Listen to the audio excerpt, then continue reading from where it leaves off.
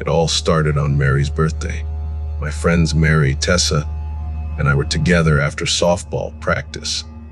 We were hungry and had planned to grab something to eat and then visit a haunted house. But when we got there, the haunted house was closed. Not wanting to end the night early, someone had the bright idea to visit a cemetery instead. Looking back, it was a foolish decision, but at the time it seemed fun. We arrived at the cemetery around midnight. It was dark and quiet, the kind of quiet that feels unnatural, almost too still. The air was cold, and the moon cast eerie shadows across the graves. None of us knew anything about this cemetery. We were just there for fun. We started taking pictures with our phones, hoping to catch some orbs or ghostly figures.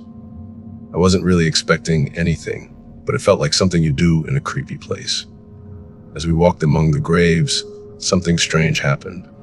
I thought I heard a voice. It wasn't loud, just a soft whisper that seemed to come from nowhere. The voice said, "Don't leave." My heart started pounding. I looked around, but Mary and Tessa didn't seem to notice anything. I decided to keep it to myself.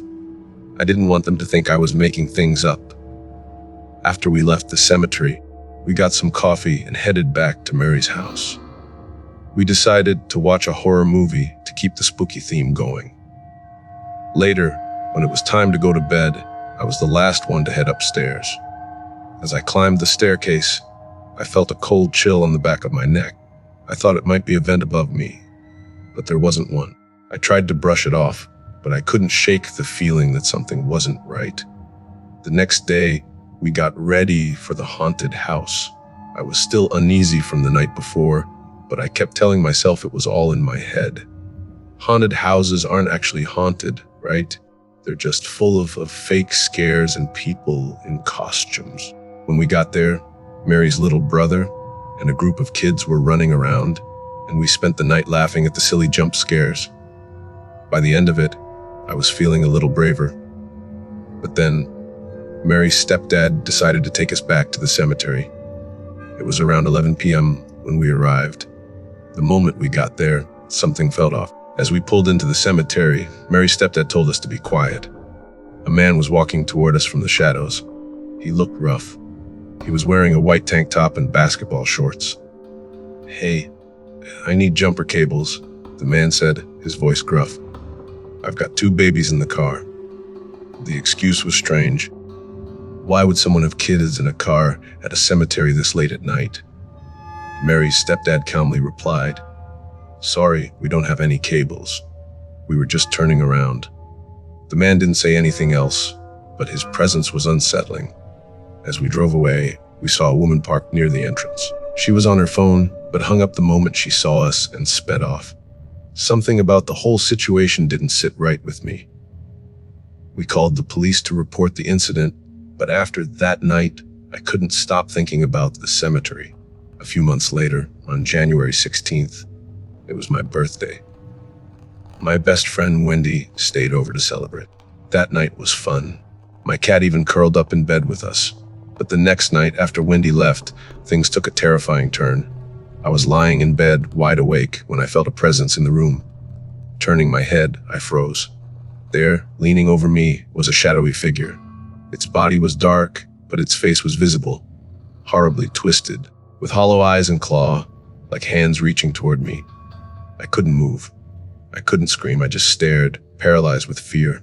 Then, in a blink, it was gone. The following night, I began having nightmares. In one dream, I was walking toward a chain link fence. On the other side, I saw a little girl lying in a ditch filled with water. She was dead, her pale face staring up at the sky. Bruises covered her wrists and throat. Standing behind her was the shadow figure, watching me with those hollow eyes. I woke up drenched in sweat, but the nightmare didn't end there. For days, I had recurring dreams of a blood-soaked house. It was a place I didn't recognize, but in the dreams, it felt like I was trapped there. Blood covered the walls, the floors, even my hands. The shadow figure was always there, lurking in the darkness, waiting for me. Desperate for answers, I searched online and found a paranormal expert, Dr. Kelly Renee Schutz. Her advice helped a little, but the dreams didn't stop.